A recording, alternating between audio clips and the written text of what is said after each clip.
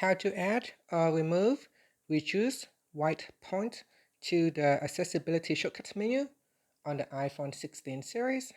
First, let's return back to the home screen by swiping up at the bottom of the screen. And from the home screen, tap on Settings. Now in the Settings page, we scroll down and then tap on Accessibility. After that, we scroll down, then tap on Accessibility Shortcut.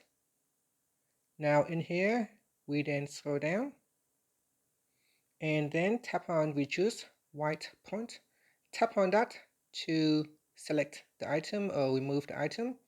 Once it is selected, and if you triple click on the side button, this will bring up the Accessibility Shortcuts menu.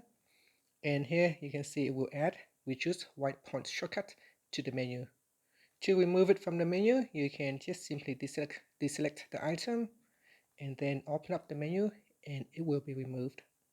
And that's it. After that, you can swipe up to return back to the home screen. Thank you for watching this video. Please like and subscribe to my channel for more videos.